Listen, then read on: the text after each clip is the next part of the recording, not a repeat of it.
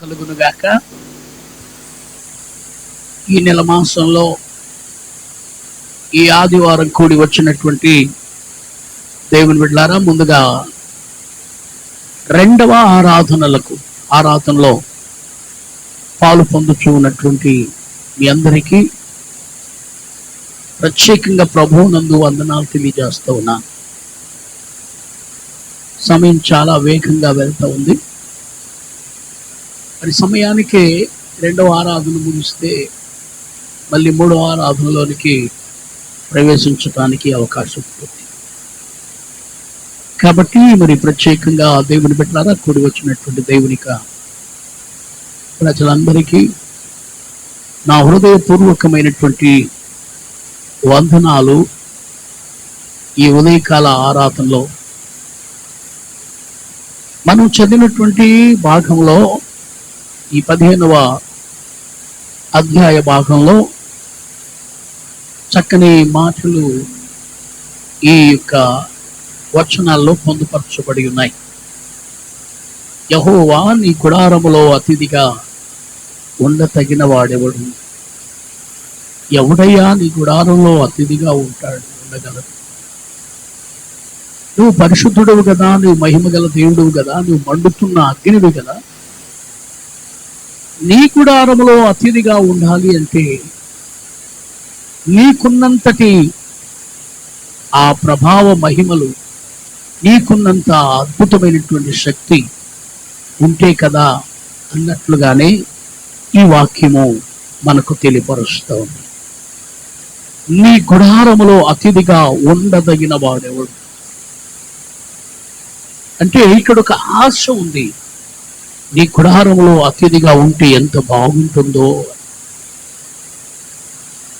ఆశ అయితే ఉంది, కానీ ఉండాలనే ఆశ అయితే ఉంది, కానీ ఆ ఉండటానికి దానికి సరిపోయినంత శక్తి సామర్థ్యం నాలో లేదు అన్నట్లుగానే ఈ వాక్యం మనకు సెలవిస్తుంది. ఒకవేళ నీ గుడారంలో అతిథిగా ఉండాలి అంటే, నీ పరిశుద్ధ పర్వతం మీద నివసించాలి అంటే దాని అంతటికి క్వాలిటీ, ముఖ్యమైనటువంటి క్వాలిటీ ఏంటంటే యథార్థత.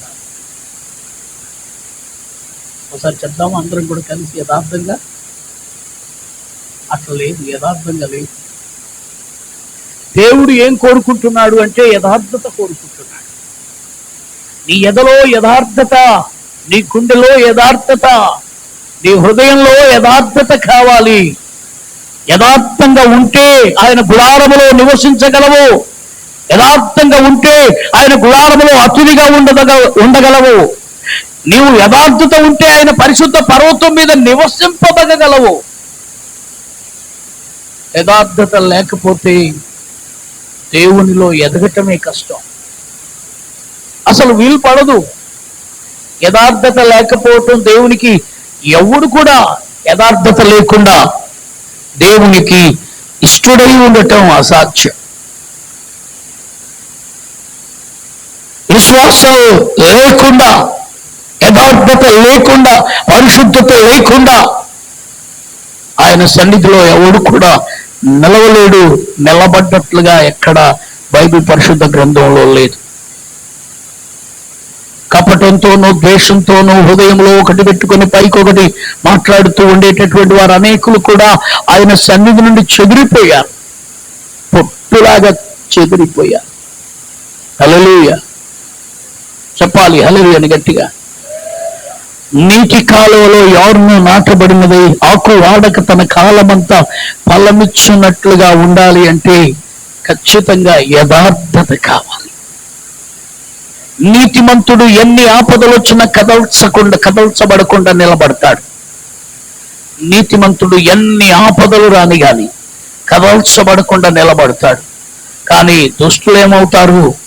యథార్థత లేకపోవటం వలన హృదయములో దుష్టత్వాన్ని నింపుకొని బయటికి మాత్రం ప్రేమతో మాట్లాడేటటువంటి యథార్థవంతులు కాని వారందరూ కూడా గాలికి చెదరగొట్టు పొట్టు వలె ఎగిరిపోవారై ఉంటున్నారు.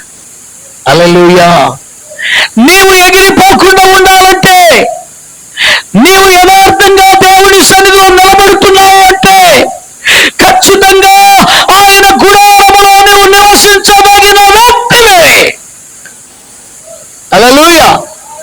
నువ్వు నీ గుడారాన్ని కట్టుకోవాలి.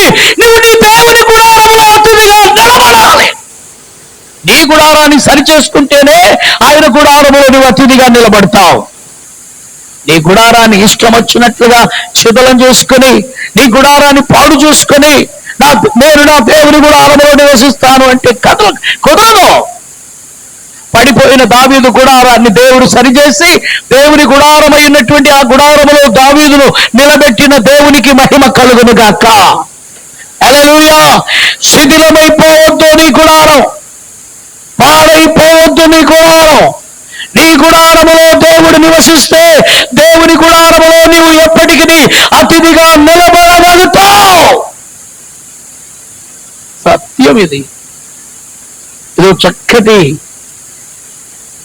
మార్గం. అందుకొరకే నీవు మొదట ఆయన గుడారములో అతిథిగా నివసించదగాలంటే మొదట నీ గుడారాన్ని సరి చేసుకోవాలి. రాయబడినటువంటి మాట, నీ పరిశుద్ధ పర్వతం. హల్లెలూయా. నీ పరిశుద్ధ పర్వతం, దేవుని పరిశుద్ధ పర్వతం ఏదైతే ఉందో ఆయన పరిశుద్ధ పర్వతం మీద నివసింపదగాలి, నిలబడాలా. దేవుడు ఇశ్రాయేలీయుల దగ్గరికి రానయ్యున్న సమయాల్లో దేవుడు చెప్పాడు మోషేతో, నేను నా పర్వతమైన పరిశుద్ధ పర్వతమైన ఆ సీనాయి పర్వతం మీదకి నేను రాబోతున్నాను, మోషే నీవు కూడా రా అన్నప్పుడు ఎంత సిద్ధపడి ఉంటాడో మోషే. ఎంత ఉపవాసములతో, ఎంత సిద్ధపాటుతో, సిద్ధపాటు కలిగి ఎక్కడికి వస్తున్నాడు మోషే? ఎక్కడికి వెళ్తున్నాడు మోషే? మార్కెట్కి వెళ్ళట్లేదు సంచి చేతిలో పట్టుకొని. ఎక్కడికి వెళ్తున్నాడు మోషే? అత్తగారింటికి వెళ్ళట్లేదు బండి వేసుకొని. ఎక్కడికి వెళ్తున్నాడు మోషే? దేవుని పర్వతమైన, పరిశుద్ధ పర్వతమైన, మహిమలో నింపబడిన పర్వతమైన, మహిమకు, దేవుని యొక్క బలమైన మహిమకు గుర్తైనటువంటి ఆ మహామహిమతో కూడిన ఆ సీనాయి పర్వతం మీదకి ప్రభు రాబోతున్నాడు. హల్లెలూయా. అక్కడికి వెళ్ళాలి మోషే. అక్కడికి వెళ్ళినట్లయితే మత్తుడై నిద్రపోడు. నోవాహు జలప్రళయం తర్వాత ద్రాక్ష తోట వేసి ద్రాక్షరసము తాగి మత్తుడై పడిపోయాడు. అందుకు వెళ్ళట్లేదు మోషే. దేవుని మహిమతో కూడిన ఆ మహామహిమలో మోషే నిలబడినప్పుడు దేవుడు మోషేతో మాట్లాడబోయే మాటలన్నీ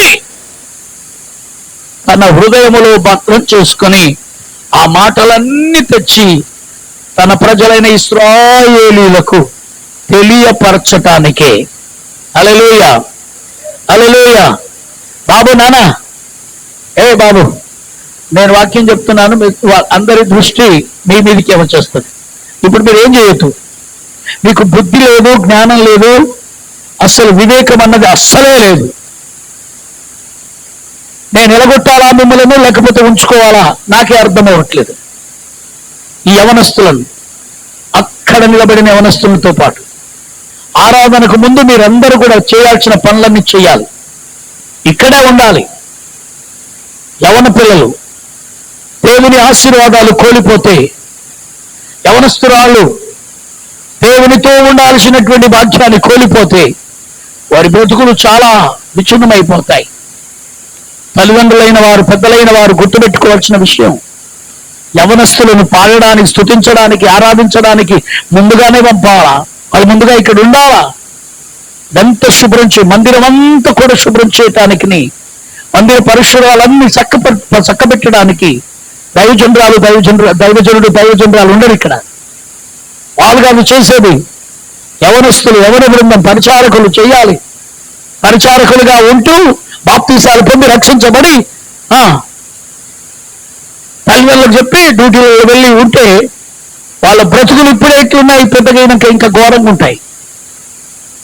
కాబట్టి గుర్తుపెట్టుకోవాల్సిన విషయం, పిల్లలు, మీ ఇంట్లో మీ యవన పిల్లలను, మీ ఇంట్లో మీ చిన్నపిల్లలను ముందుగానే దేవునికి సన్నిధిలో పరిచర్య చేయటానికి నడిపింపబడాలి. హల్లెలూయా. మోషే సీనాయి పర్వతానికి ఎక్కిపోతా ఉన్నాడు. దేవుడు సీనాయి పర్వతం మీదికి వస్తా ఉన్నాడు. దేవుడు తన రాజ్యమైన, తన దేశమైన, తన సింహాసనమైన ఆ పరలోక పట్టణాన్ని విడిచి నరుడైనటువంటి మోషేతో మాట్లాడడానికి దేవుడు నరుడుగా ఆయన తన మహిమనంతటిని కూడా తీసుకొని అదిగో ఆ సీనాయి పర్వతం మీదకి వస్తా ఉన్నాడు. హల్లెలూయా. ఆ పర్వతం మీదకి, సీనాయి పర్వతం మీదకి మోషే వెళ్ళిపోయాడు. దేవుడు పరిశుద్ధ పర్వతం మీదకి మోషే వెళ్ళిపోయాడు. అప్పుడు దేవుడు ఆ పర్వతం మీదకి దిగి వచ్చాడు. దేవుని మహిమను తాలుకొని నిలబడడానికి, దేవుని ప్రభావమును తాలుకొని నిలబడడానికి, దేవుని పరిశుద్ధతను తాలుకొని నిలబడడానికి దేవుడు మోషేను కూడా పరిశుద్ధునిగా నిలబెట్టాడు. ఈ పరిశుద్ధ పర్వతమైన మారణత పీక్ హోమ్ మినిస్ట్రీలో ప్రతి ఒక్కరు కూడా పరిశుద్ధులుగా నిలబడాలంటే ఆ పరిశుద్ధకు తగినటువంటి శక్తిని ప్రతి ఒక్కరూ పొందాలా. హల్లెలూయా. వీలైతే వస్తా, లేకుంటే లేదు. అవకాశం ఉంటే వస్తా, అవకాశం లేకపోతే ఇంట్లో పడుకుంటా. నీ బ్రతుకు చక్క చేసుకోలేవు, నీ బ్రతుకు బలపరుచుకోలేవు. దేవుని యొక్క గుడారంలో అతిథిగా నిలబడగలిగినటువంటి శక్తి సామర్థ్యాలు మెల్లమెల్లగా కోల్పోతున్నావా, పొందుకుంటున్నావా?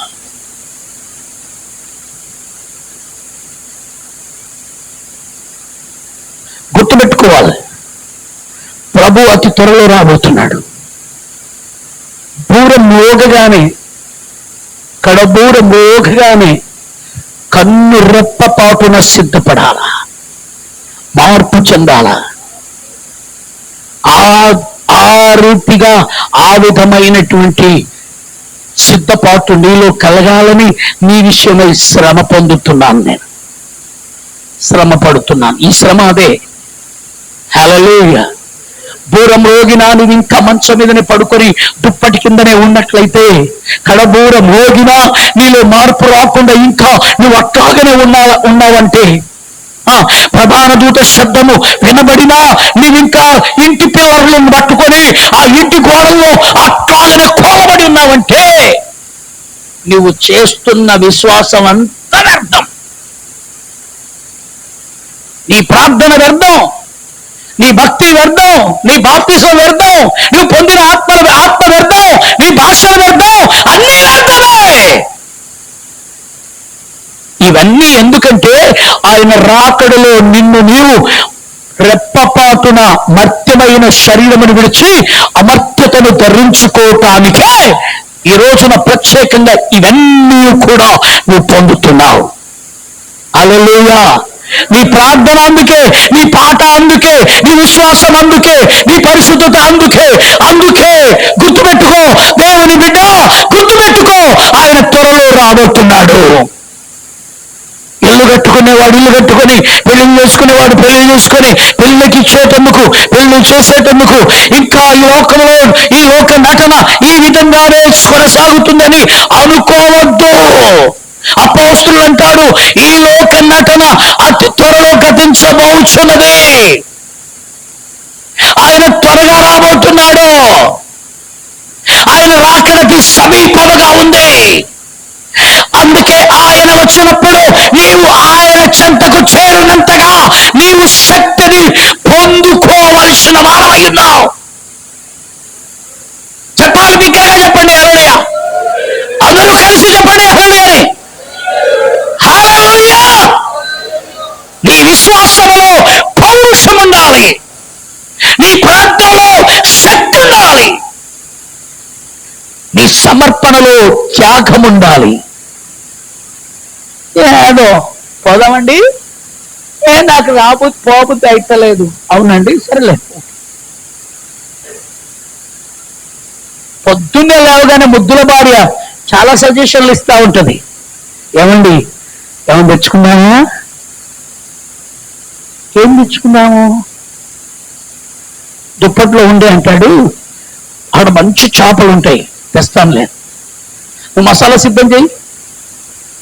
ఆయన బండి వేసుకొని చేపల దేనికే పోతాడు. అమ్మ మంచిగా మసాలా సిద్ధం చేస్తుంది, ప్రార్థనకు టైం అయిపోతుంది,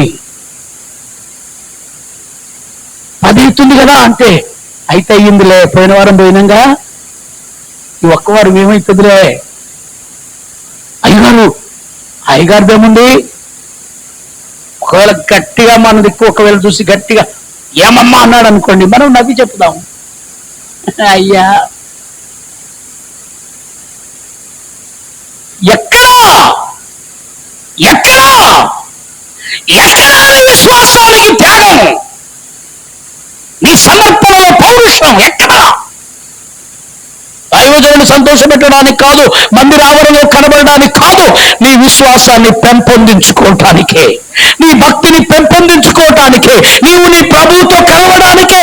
ఆ సీనాయికి ఏ విధంగా మోషే సిద్ధపడి వెళ్ళాడో, ఆ పరిశుద్ధ పర్వతానికి ఆ ప్రభు దిగి వచ్చినప్పుడు ఆ మధ్యాకాశంలో ఆయన నిలబడి పూరం రోగినప్పుడు ఇక్కడి నుంచి నువ్వు కన్నురెప్ప పాటున సపడు కొట్టగలరా? చప్పట్లు కొడుతూ చెప్పగలరా? చప్పట్లు కొడుతూ అలా గట్టిగా బిగ్గరగా ఆమేన్. కన్నురెప్ప పాటున. అందుకేనండి ఆయన ఆ గుడారములో అతిథిగా తగాలి, తగిన వాడిగా ఉండాలి. ఆమేన్, హల్లెలూయా. తగిన వాడిగా ఉండాలి. అయ్యగారు ఏం చేస్తారులే అనుకుంటే ఖచ్చితంగా నువ్వు 11కే వస్తావు, 11కే వస్తావు. ఎవరి భయం లేనట్టుగా నిద్రపోతావు. కానీ అయ్యగారు కాదు, నా నియమం.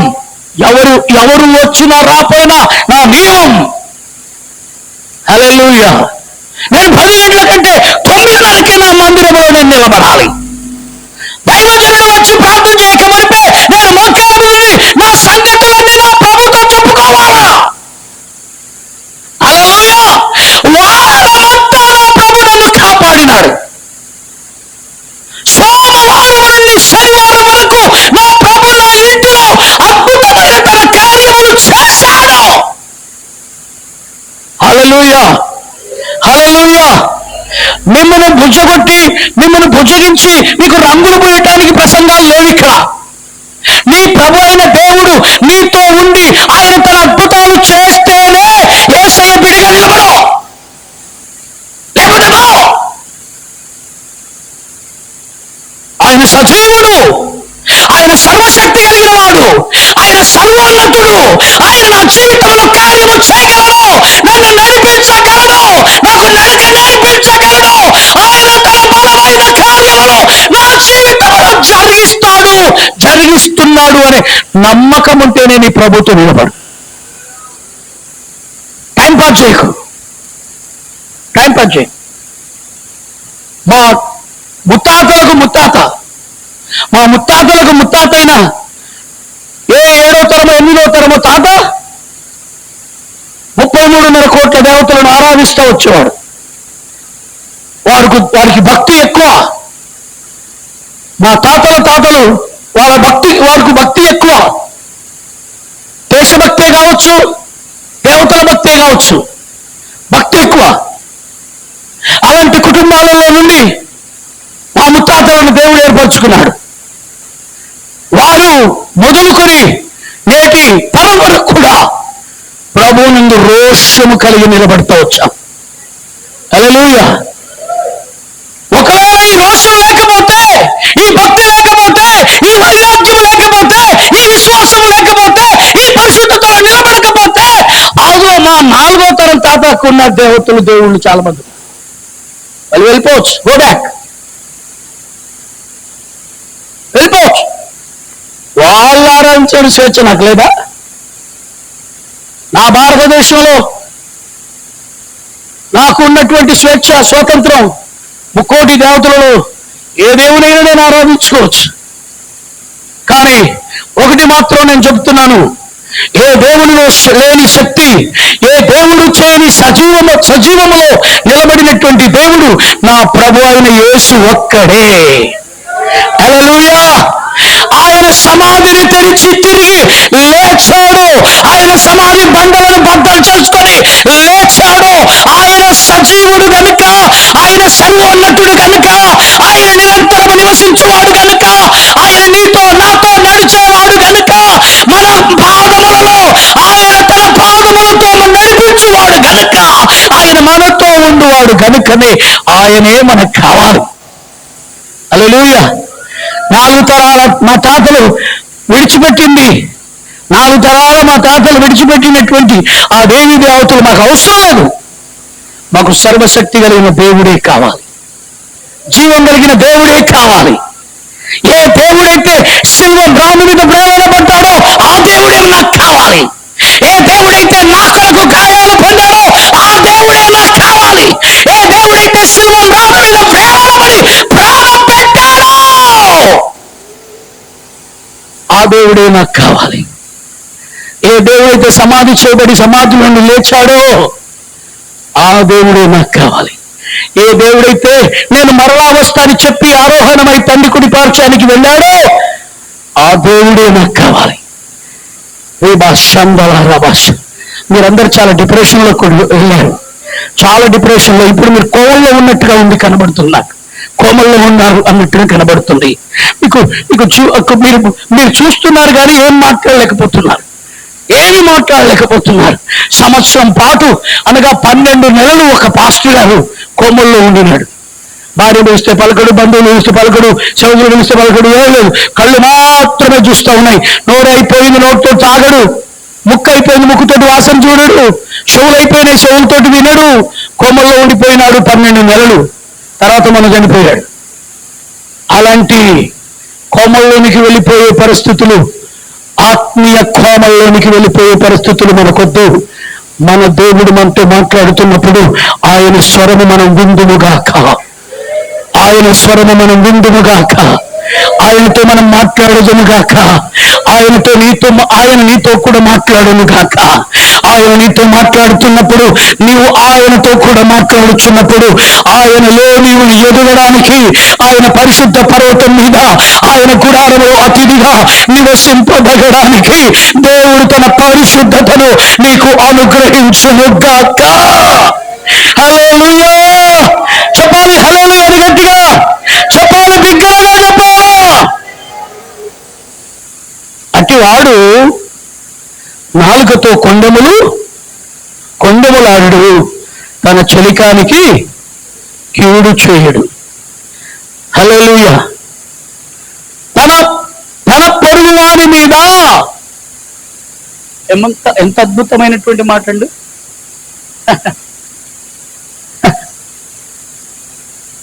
తన నాలుకతో ఇచ్చకములాడేవారు, కొండములాడేవారు. ఇక్కడ మాట అక్కడ, అక్కడ మాట ఇక్కడ చెప్పేవారు. భార్యాభర్తలకు తగాద పెట్టేవారు, స్నేహితుల మధ్యలో విడబాటు తీసుకొచ్చేవారు, కొండగాలు చెప్పేవారు. కొండగళ్ళు అని అంటారు వాళ్ళని కొండగళ్ళు అంటారు. కొండగాలు చెప్తా ఉంటారు, ఎప్పుడు చూడు ముచ్చట పెడతానే ఉంటారు. అసలు దేవుని మందిరానికి వస్తారు, దేవుని వాక్యం వినరు. మందిరానికి వచ్చడం ఆలస్యం ఉంటే మళ్ళీ వాక్యం వినకుండా మళ్ళా తంతు. భయం అనేది వాడిలో ఉండదు, దేవుని భయం వాళ్ళలో బొత్తిగా ఉండదు. యెహోవా యందు భయభక్తులు గలవాడు యువకుడు, యెహోవా యందు భయభక్తులు గలవాడిని దేవుడు, యెహోవా యందు భయభక్తులు గలవాడు దేవుని చేత. ఇవన్నీ ఎన్నో మాటలు ఉంటాయి, ఎన్నో వాక్యాలు ఉంటాయి. అవి వారికి అవసరం ఉండవు, వారికి పొద్దాక ఏంటంటే లోకమే. లోకం ఉంటే చాలు, ఆడంబరం ఉంటే చాలు. లోకములో స్వేచ్ఛగా సంతోషంగా ఉండాలి. ఒక ఆయన అంటాడు పెద్ద ఆయన, మరి బాబో ఎంతకాలం ఉంటావురా లోకంలో? సరదాగా ఉండాలంట. మరి సరదా ఎక్కడి నుంచి వస్తుంది? దేవుడి నుండి వస్తుంది కదా. ఆయన అంటాడు, లేదు లోకంలో చాలా సరదాగా ఉండాలి. లోకంతో సరదాగా ఉండగలిగిన వాడు యేసుతో సరదాగా ఉంటాడా? యేసుక్రీస్తు ప్రభు ఏమన్నాడంటే, ఈ లోకము నాకు చెప్పరు. మీరు చెప్పరు, ఎందుకంటే మీరు వాక్యం చదివితే కదా. ఈ లోకము నాకు ఒక్కరు చెప్పరు. నేను అన్నాను కదా ఇంతకుముందు, కోమలోకి వెళ్ళిపోయిన స్థితిలో ఉన్నారు. ఒకవేళ తెలిసినామని చెప్పనయ్య గారు అన్నట్టుగా ఉన్నారు కొంత. నాకు తెలుసు ఎందుకు వెళ్ళదు, ఇన్ని రోజులు నువ్వు వినలేదు కదా, నువ్వు చెప్తే విన్నాను కానీ ఇప్పుడు మాత్రం నేను చెప్పా. హల్లెలూయా, హల్లెలూయా. ఈ లోకము నా యేసయ్యకు స్నేహమా శత్రువా? చెప్పండి, ఇది చెప్పండి, ఇది చెప్పండి మీరందరూ కూడా. యేసయ్యకు ఈ లోకము స్నేహితురాలా శత్రువురాలా? ఈ లోకము యేసయ్యను ప్రేమించిందా ద్వేషించిందా? చెప్పండి అమ్మ, చెప్పండి అమ్మలారా అక్కలారా, చెప్పండి చెప్పండి. త్వరగా ముగిస్తాను. నా టైం ప్రకారంగా ముగిస్తాను నేను. మీ టైం ప్రకారంగా మీరు వచ్చినా ఖచ్చితంగా నా టైంను మాత్రం నేను పాటిస్తాను. హల్లెలూయా, స్తోత్రం కలుగును గాక. హల్లెలూయా. ఈ లోక స్నేహము దేవునికి, చదవండి ఆ మాటను, చూడండి, చదవండి. యాకోబు పత్రిక 4వ అధ్యాయము 4, చదువు. ఈ లోక స్నేహము దేవునితో. ఇప్పుడు లోకంలో సరదాగా ఉండాలా, సంతోషంగా, లోకంతో సంతోషంగా ఉండాలి. అరే ఒకటే సరదా మనం బతికేది, మళ్ళా రామురా మళ్ళా బతకరా. ఇంకో అంటాడు అజ్ఞాని, మరో జన్మ ఉంది రాబోయి, ఆ జన్మలోనైనా నేను సంతోషంగా ఉంటా, సరదాగా ఉంటా. అరే పిచ్చినా కొడక, జన్మలు 10 లేవు. యేసయ్యలో ఒక్కసారే పుట్టాం, యేసయ్యతో ఒక్కసారే తిరిగి మరలా ఆయన రాజ్యానికి వెళుతాం. 10 రకాల జన్మలు, 10 సార్లు మనం జన్మించిన లోకంలోనికి.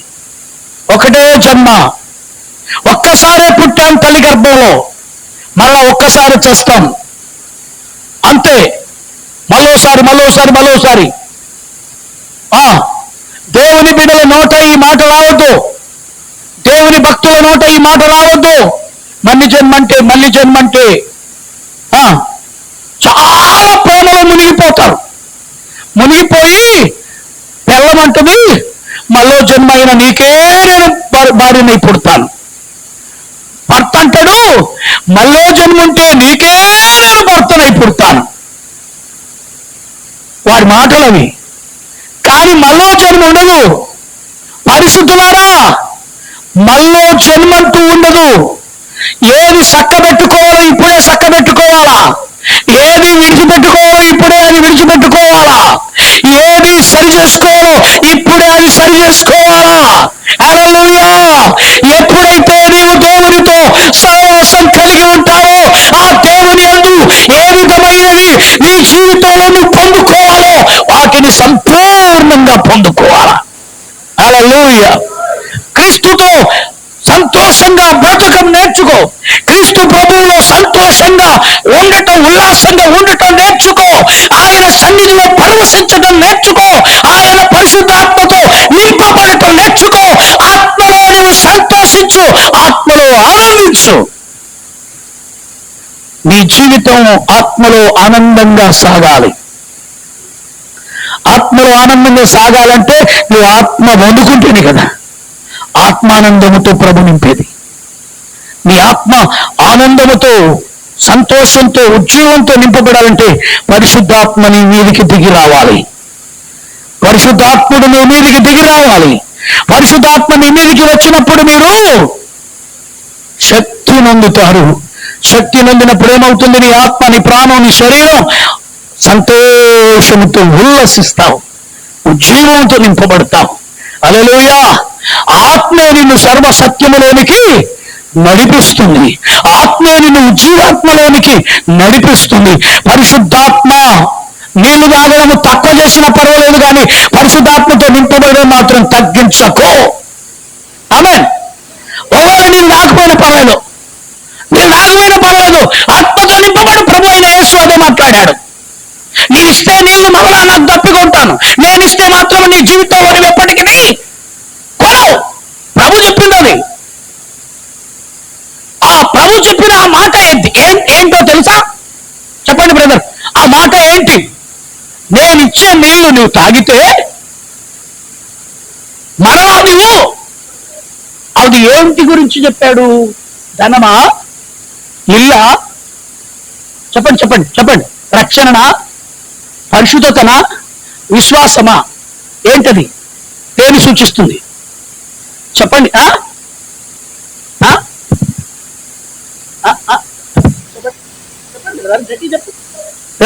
రైట్. 100% సత్యం. అది 100% ప్రభు ఇవ్వబోయే ఆ పరిశుద్ధాత్మను గూర్చి చెప్పాడు. అందుకొనిగా చెప్పాడు కదా, ఆయనతో అన్నాడు కదా, ఆ మాట కూడా అన్నాడు కదా, మీ పితరులు అక్కడ ఇక్కడ ఆ కొండ మీద ఈ కొండ మీద అక్కడిక్కడ ఆరాధిస్తూ వచ్చారు. ఒక కాలం వస్తుంది, నిజమైన కాలం, స్వచ్ఛమైన కాలం, ఆత్మతోనూ సత్యముతోనూ. హల్లెలూయా. మరణత 19 ఉన్న ప్రతి ఒక్క పరిశుద్ధులు గుర్తించాలి, నువ్వు ఆత్మతోనూ సత్యముతోనూ. హల్లెలూయా. చెప్పాలి బిగ్గరగా, ఆత్మతోనూ సత్యముతోనూ ఆరాధించాలి. నువ్వు ఆరాధిస్తున్నప్పుడు ఆత్మని మీదికి రావాలి. నువ్వు ఆరాధిస్తున్నప్పుడు సత్యములో నువ్వు వెలిగించబడాలి. హల్లెలూయా. చెప్పాలి బిగ్గరగా, హల్లెలూయా. ఒకప్పుడు దీపాలు వాడేవారు, ఒకప్పుడు పీటీలు వాడేవారు. కిరసనాయిలు పోస్తేనే, తైలం పోస్తేనే అవి వెలుగుతూ ఉండేవి. తైలం లేకపోతే అవి ఆరిపోతూ ఉండేవి. ఈరోజు కరెంట్ బల్బు చూస్తా ఉన్నావు. ఆ కరెంట్ బల్బు, అదిగో నీ ముఖం మీద వెలుగుతూ ఉన్నటువంటి ఆ బల్బులు చూస్తా ఉన్నారు. అవి కరెంటు ఉన్నంతసేపే వెలుగుతాయి, అంటే పవర్ ఉన్నంతసేపే వెలుగుతాయి. అవి పవర్ పోయిందనుకోండి ఏమవుతాయి? చెప్పండి, చెప్పు బిడ్డ. కరెంటు పోయిందనుకోండి ఏమవుతాయి? చెప్పండి, సత్యం చెప్పండి. ఆరిపోతాయా? లేవయ్య గారు, కరెంటు పోయినా వెలిగే ఉంటాయి చెప్తారా ఎవరైనా? కరెంటు పోయినా వెలుగుతూనే ఉంటాయి. కరెంటు పోయినా ఫ్యాన్ తిరుగుతూనే ఉంటుంది. కరెంటు పోయినా నీ మైక్ మాట్లాడుతూనే ఉంటుంది, స్వరం వింటూనే ఉంటుంది. అంటే ఇప్పుడు ఒకవేళ టక్కన కరెంటు పోయింది అనుకోండి, సత్యం ఏదో బయటపడుతుంది. హల్లెలూయా. చెప్పాలి బిగ్గరగా ప్రభువును స్తుతిస్తూ. సమండి, 2 చేతులు పైకి బిగ్గరగా చెప్పండి, 2 చేతులు. పవర్ ఉన్నంత వరకే, పరిశుద్ధాత్మ పవర్ ఉన్నంత వరకే. ఆ పవర్ పోయిందా దెందుకు పనికిరావు, నువ్వు దేనికి పనికిరావు. ఏనుగు 10 రూపాయలకైనా పనికొస్తుంది కానీ కుక్క 10 పైసలకు పనికిరానంతగా. కుక్క కంటే అగాధం మనం, చచ్చిన కుక్క కంటే అగాధం. హల్లెలూయా, హల్లెలూయా. అందువరకే దావీదు అన్నాడు, చచ్చిన కుక్క వంటి వాడను నేను, చచ్చిన కుక్క లాంటిది నా జీవితం అన్నాడు. ఎంత భయంకరమైన మాట అది. ఎందుకు పనికిరాను నేను, పైసకు పనికిరాను. పవర్ పోతే పైసకు పనికిరాను. ఇంత పెద్ద మందిరమైనా, ఇంత అద్భుతంగా ఉన్నప్పటికీ కూడా ఒకవేళ పవర్ పోతే, జ్ఞానం పోతే చిమ్మ చీకటి అయిపోతుంది. నీ జీవితంలో పరిశుద్ధాత్మ పవర్, పరిశుద్ధాత్మ శక్తి, పరిశుద్ధాత్మ అభిషేకం, పరిశుద్ధాత్మ బలం, పరిశుద్ధాత్మ ఆత్మలో ఉన్నటువంటి ఆ యొక్క ఆనందం నీ జీవితంలో ఆనందిస్తూనే ఉండాలి. హల్లెలూయా, హల్లెలూయా, హల్లెలూయా, హల్లెలూయా. ఎంత బలమైన మాట చెప్పానా? పరిశుద్ధాత్మ పవర్ నీలో ఉండాలి అన్నానా? ఒకవేళ నువ్వు ఇప్పుడు కొమ్మల్లో ఉన్నావనుకో, ఇది ఎంత బలమైంది కూడా నీకు తెలియదు. కొమ్మల్లో ఉన్నావనుకో, అసలు దీనికి బలమే తెలియదు. అన్నాడు, విన్నావు అంతే. కానీ సజీవంగా ఉన్నావనుకో, కోమళ్ళు లేకుండా ఉన్నావనుకో, నీకు నీవుగా చేతులతో కలుపుకొని తినగలిగి, నీకు నీవుగా కడుపు నింపుకొని, నీకు నీవుగా దుప్పటి కప్పుకొని నిద్రపోయేటటువంటి స్థితిలో ఉన్నావనుకో, ఖచ్చితంగా ఈ మాట నువ్వు గ్రహించుదువుగాక. ఖచ్చితంగా ఈ మాట నువ్వు గ్రహించుదువుగాక. పరిశుద్ధాత్మ పవర్ నిన్ను పరలోకానికి తీసుకెళ్తుంది. పరిశుద్ధాత్మ పవర్ నిన్ను పరిశుద్ధంగా ఉంచగలుగుతుంది. పరిశుద్ధాత్మ నీలో పనిచేస్తున్నప్పుడు నువ్వు పరిశుద్ధాత్మ అభిషేకంతో నింపబడగలుగుతావు. అభిషేకం నీ మీదకి వస్తుంది, ఆత్మాభిషేకం నీ మీదకి వస్తుంది. నువ్వు అభిషక్తురాలు అవుతావు. నువ్వు అభిషక్తురాలు కావాలా, అపవిత్రురాలుగా ఉండాలా? ఏం కోరుకుంటున్నారు చెప్పండి, ఏం కోరుకుంటున్నారు? అపవిత్రులుగా ఉండాలా, అభిషక్తులుగా ఉండాలా? ఆప్షన్ మీదే. ఏం కోరుకుంటున్నామా బిడ్డ? కూర్చో, కూర్చో కూర్చో. ఏం కోరుకుంటున్నావు చెప్పండి. మీరు ఏం కోరుకుంటున్నారు? అభిషక్తులుగా ఉండాలా, ఇంకో రకంగా ఉండాలా? చేతులు పైకెత్తి చెప్పండి. చెప్పండి, చేతులు పైకెత్తండి అందరూ కూడా. ఏం కోరుకుంటున్నారు ఆ మాట చెప్పండి మీరు అందరూ కూడా, చేతులు పైకెత్తి. అభిషక్తులుగా చెప్పండి, గట్టిగా చెప్పండి. అభిషక్తులుగా, అభిషక్తుల సహవాసమని దేవుడు ఈ సహవాసములో ప్రతి ఒక్కరిని అభిషేకించునుగాక. హల్లెలూయా చెప్పాలి, బిగ్గరగా చెప్పాలి. హల్లెలూయా అని బిగ్గరగా చెప్పాలి, ఇంకా గట్టిగా చెప్పాలి. దేవుని బిడ్డలారా, ఇక్కడ అట్టివారు నాలుకతో కొండెములాడరు, తన చెలికానికి కీడు చేయరు, తన పొరుగు వారి మీద నింద మోపరు. అతని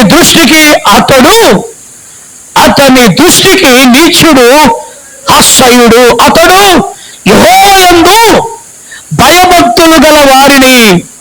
ఇది అద్భుతమైన రహస్యం. హల్లెలూయా హల్లెలూయా. ఎవరిని సన్మానిస్తావు?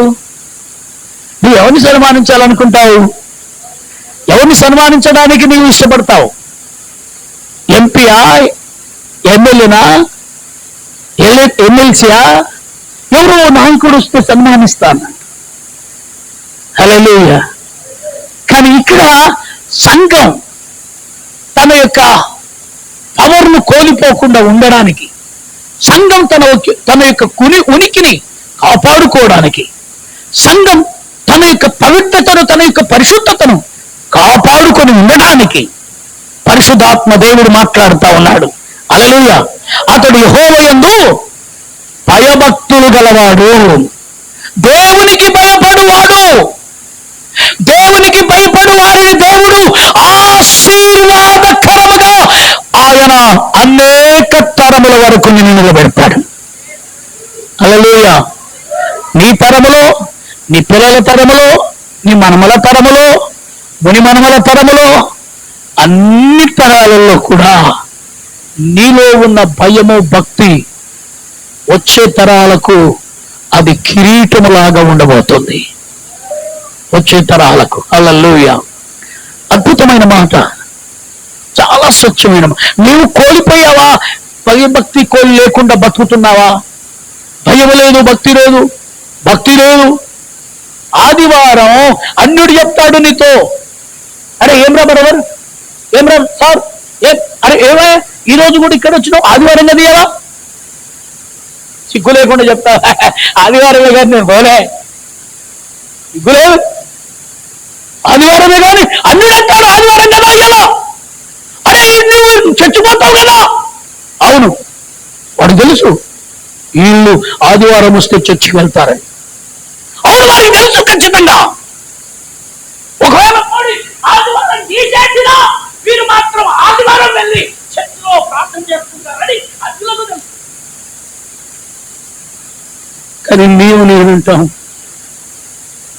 ఓ వారం పోలే. ఒక వారం నువ్వేంటి నీకు తెలిసేది. ఒక వారమే కాదు, ఒక రోజులో నీ భక్తంతో పడిపోవడానికి కారణం పరలోకానికి నీ శత్రువుగా మానవుడు కూడా కారణమవుతుంది. ఒకటే రోజు నమ్మకం జాగ్రత్తగా నేను దేవుని పక్షముగా ఆత్మలో ఈ మాటలు నేను చెబుతున్నాను. పరిశుద్ధాత్మ అభిషేకంతో ప్రభు నిన్ను నిరంతరం నింపునుగాక.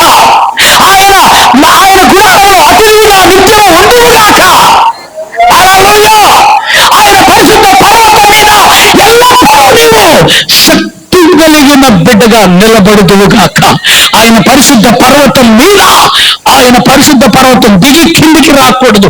లోయలో సాతానుడున్నాడు, లోయలో అపవాది ఉంది, లోయలో అపవిత్రత ఉంది, లోయలో భక్తిహీనత ఉంది, లోయలో శత్రు కార్యాలున్నాయి, లోయలో అసహ్య కార్యాలున్నాయి, లోయలో భయంకరమైనటువంటి అపవాది క్రియలున్నాయి.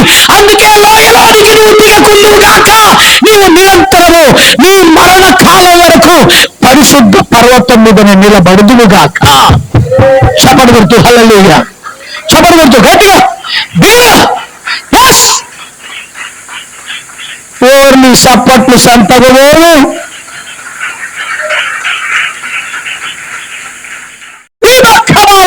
సొందల ప్రియమైన దేవుని సంగమా, దైవజనుని స్వరం వాయిస్ నువ్వు వింటున్నది చక్కగానే వింటున్నా, సరిగ్గా వింటున్నా. ఆయన నిన్ను నిలబెట్టబోతున్నాడు. ఎక్కడ నిలబెడతాడు? అతడు ప్రమాణము చేయగా నష్టం కలిగిన మాట తప్పడు. తన ద్రవ్యమును వడ్డీకి ఇవ్వడు, నిరపరాధులను చెడుపుటకు లంచం పుచ్చుకున్నాడు. ఈ ప్రకారము చేయవాడు ఎన్నడూను కూడా తన బ్రతుకు కాలంలో ఎన్నడూ కూడా కదల్చబడు, కదిలింపను ఉండదు. యోసేపు అలాంటి వాడే. అన్నలు గోతిలో వేశారు, కపటముతో మాట్లాడారు, కపటోపాయం చేశారు, గోతిలో వేశారు. యోసేపు ఎవరండి?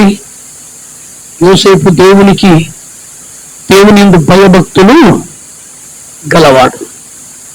అందుకే అంధకారములో కూడా ఉంటూ, గాఢాంధకారపు లోయలో ఉంటూ, తన భక్తిలో, తన ఆలోచనలో, తన తలంపుల్లో ఎక్కడ దేవునికి అసహ్యమైన ఒక్క చిన్న తలంపు కూడా రాలేదు. అరే యోసేపుని అన్నలు అక్రమం చేయవారు నిన్ను చంపేశారు అంటే, వారు చంపలే. వారికి అనుమతి ఇచ్చిన వాడు దేవుడు. అనుమతి ఇవ్వకపోతే నా తలలో ఒక ఎంటుక నా దేవుడే అనుమతించాడు. యోబు ఆ శ్రమల పాలైనప్పుడు భార్య అన్నది, ఎందుకు ఎందుకు ఎందుకు నువ్వు ఇంత యథార్థంగా ఉంటావు? ఎందుకు నీకు భక్తి? ఎందుకు నీకు పవిత్రత, ఈ పరిశుద్ధత? ఇప్పటికైనా కూడా నాలుకతో గాని, కళ్ళుతో గాని, చెవులతో గాని, అవయవాలలో ఏ ఒక్క అవయంతోనైనా ఏదైనా ఒక పాపం చేస్తే దేవుడు చంపేస్తాడు. పాపం చేస్తే చంపేస్తాడు. అది తెలుసు యోబు వారికి. పాపం చేస్తే చంపేస్తాడు. పరిశుద్ధ సంఘమా, గుర్తుపెట్టుకో, పాపం చేస్తే దేవుడు చంపేస్తాడు. హల్లెలూయా. దేవుడు చంపేస్తాడు. తల్లి పిల్లలకు చెప్పాలి, పిల్లలకు చిన్న పిల్లలకు చెప్పాలి, అమ్మా పాపం చేయొద్దు బిడ్డ, పాపం చేస్తే దేవుడు చంపేస్తాడమ్మా. పాపం చేయకే, మా కన్నులు జాగ్రత్తగా ఉండాలి బిడ్డ. ఈ కళ్ళతో ఇప్పుడు టీవీ చూడకే, సినిమాలు చూడకే, అమ్మా సెల్ ఫోన్లలో చూడకూడదు, దేవుడు చంపేస్తాడు. ఈ ఒక్క మాట రాదు మీకు? ఎప్పుడు రాదు? దేవుడు చంపేస్తాడు, కళ్ళు బీకేస్తాడు. మా అమ్మ ఊరికే చెప్పేది ఇదే మాటకు, కళ్ళు బీకేస్తాడు, దేవుడు చంపేస్తాడు, చచ్చిపోతావు, చంపేస్తాడు. అందుకే ఆ భయం మా శరీరంలో నిండుకున్నది. పిల్లలకు చెప్పాలి, చంటి పిల్లలకు చెప్పాలి, హల్లెలూయా. మనవనికి చెప్పాలి, రైతులా వాళ్ళకి చెప్పాలి, చిన్నపిల్లలకు చెప్పాలి, దేవుడు చంపేస్తాడు. పాపం చేస్తే చంపేస్తాడు. పాపం ఏం పాపము? హల్లెలూయా చెప్పాలి. పాపం అంటే ఏం పాపము? ఈ పిల్లవాడు చేసే పాపం ఏంటి? ఈ చిన్న పిల్లవాడు చేసే పాపం ఏంటి? ఈ పెద్దవాడు చేసే పాపం ఏంటి? ప్రతి వారికి వారి స్థాయిలో చేయగలిగిన పాపాలు ఉంటాయి. హల్లెలూయా. పాపము చిన్నది పెద్దదనే లేదు. పాపం అంటే పాపమే. పాము ఎలాంటిదో పాపం అదే అలాంటిదే. పాము అంటే పామే కదా శాంతమ్మా? పాము అంటే పామే కదా. ఏం కాదు గారు, పాము అయినా కూడా పర్లేదు, పానంతో ఉంటుంది కదా, తోసిలో పెట్టుకుని ఆడిస్తాను అంటారా? పాపము పాము లాంటిదే, పాపము నిప్పు లాంటిదే. నిప్పును ఒడిలో పోసుకొని ఉండని ఈ కొంగులో కొంచెం రోజుసేపు నిప్పులు పోసుకొని ఉంటారా ఎవడైనా? శాంతమ్మ పోసుకుంటారా? నిప్పులు కొంగులో పోసుకొని ఉండని, మా ఆయన వచ్చే వరకు ఈ నిప్పులు ఉండని, ఇట్లా ఆడిపోకుండా ఉండని అంటారా ఎవరైనా? హల్లెలూయా. పాపము నిప్పు లాంటిది, పాపం పాము లాంటిది. కనుక పాపములు చేయని వారై పాపము చేస్తే పాతాళానికి వెళ్తామని, పాపం చేస్తే నరకానికి వెళ్తామని, పాపం చేస్తే దేవుడు చంపేస్తాడని చెప్పగలగాలి.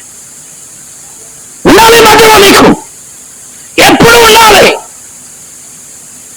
కొరికి కొంతమంది పెద్దలు ప్రార్థన చేసినప్పుడల్లా వారు ఏమంటారంటే, ప్రభువా ఈ ప్రార్థనలో ఏమైనా తప్పు ఉంటే నన్ను క్షమించయ్యా అంటారు. అంటే తప్పు ఉందని నిర్ధారణ ఉంటే, ఒకవేళ ఉండొచ్చు, క్షమించు. చాలాసేపు ఇద్దరు బ్రదర్స్ కూర్చొని మాట్లాడారనుకోండి, చాలాసేపు మాట్లాడితే లేచిపోయేటప్పుడు అనాలి, అయ్యో మనం మాట్లాడిన మాటలు ఏదైనా దోషం ఉంటే ప్రభు క్షమించాలి. ఉండదా దోషం ఉండదా? చాలాసేపు సిస్టర్లు కూర్చొని ఇక్కడ ప్రార్థన చేయడానికి వచ్చిన తర్వాత ప్రార్థన అంతా అయిపోయినాక మరి కొద్దిసేపు సమావేశం ఉంటుంది. ఇక్కడ అసెంబ్లీ సమావేశం.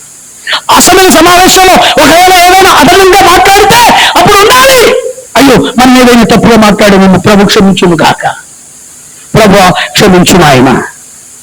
హల్లెలూయా. చాలాసేపు నిద్రపోతే ప్రభువుకు చెప్పాలి, ప్రభువా నిన్ను క్షమించయ్యా. చాలా కడుపు నిండా తింటే కూడా చెప్పాలి, ప్రభువా నన్ను క్షమించయ్యా. బాగా కడుపు నిండా తింటే కూడా చెప్పాలి. హల్లెలూయా.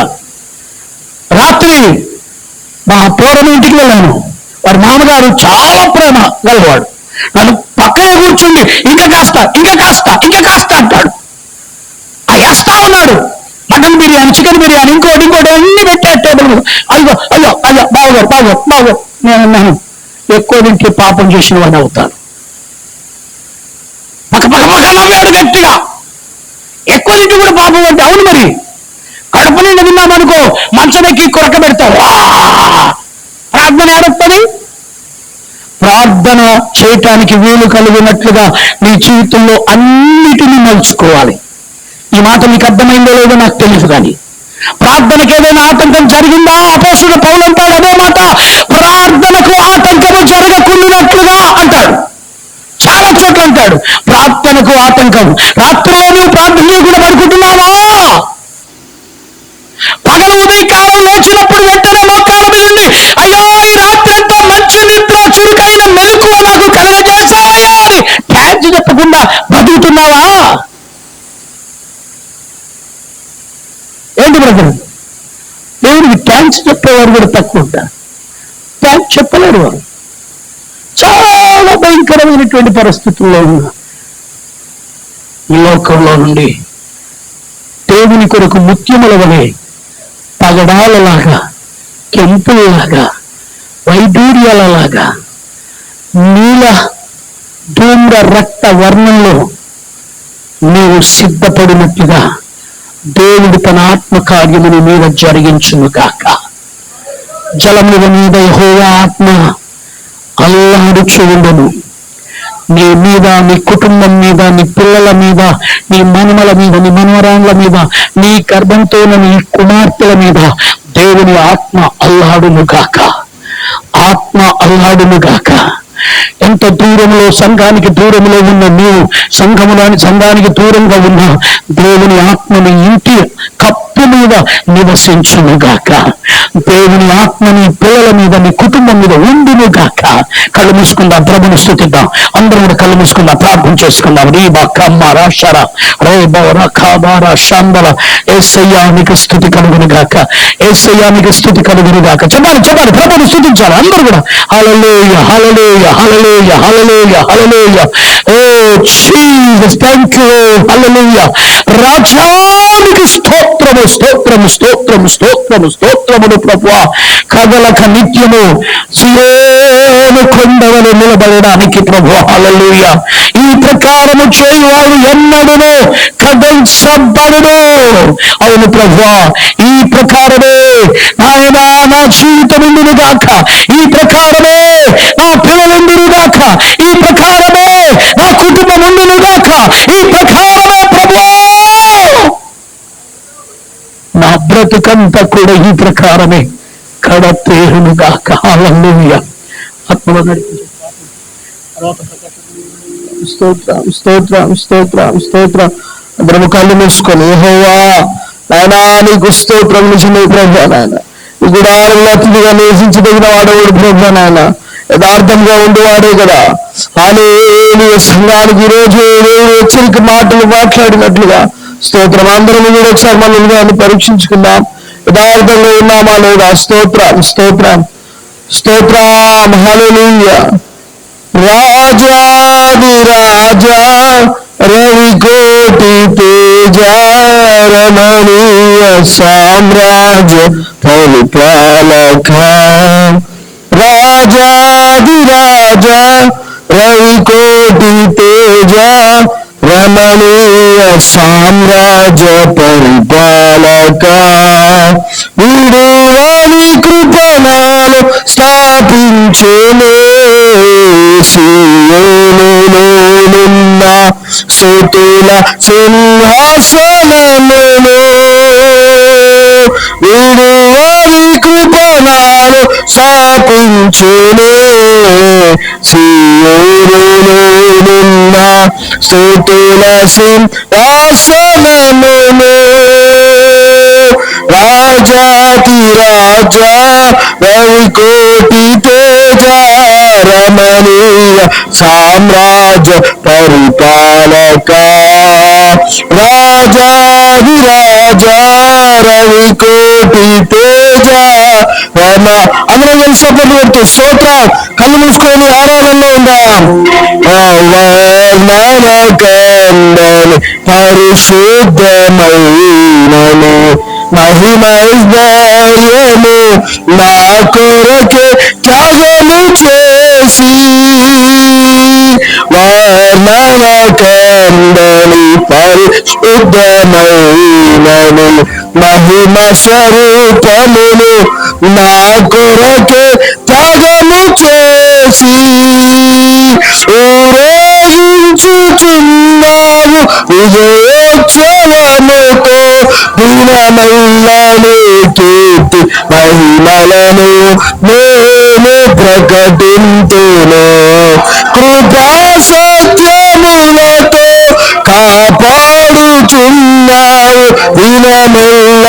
అందరం కలిసి చివరిగా గట్టిగా రాజాది రాజాడు నేను ప్రకటింతును రాజాది రాజా రవికోటి తేజ రమణీయ సామ్రాజ్య పరిపాలక రాజాది రాజా పరికోటి తేజ రమణీయ సామ్రాజ్య పరిపాలక విడువారి కృపణాలో స్థాపించునే సియోనులోనున్న స్తుతుల సింహాసనమును. ఎస్ లార్డ్ స్తోత్రం. అవును ప్రభువా నాయన నీకు స్తోత్రం. ఈ ఆరాధనంటే ప్రభు చేతులకు అప్పగిస్తూ ఇతరుల వాక్యము ద్వారా మన హృదయములలో దేవుడు సర్జరీ జరిగించినట్లు చెవులలో ఏదైనా ఆయన నీకు స్తోత్రం మొదలకుండా వాటన్నిటిని పోలికి వేయినట్లు ఆయన సన్నిధిలో ఆయన గుడారములలో మనమందరం యథార్థులుగా నిలుచున్నట్లు ప్రకాష్ అన్నగారు ప్రార్థనలు నడిపిస్తారు. బ్రదర్ ప్రకాష్ అన్నగారు ఈ ఆరాధన అంత ఇంటి ప్రభు చేతులకు అప్పగిస్తూ ప్రార్థనలు నడిపిస్తారు.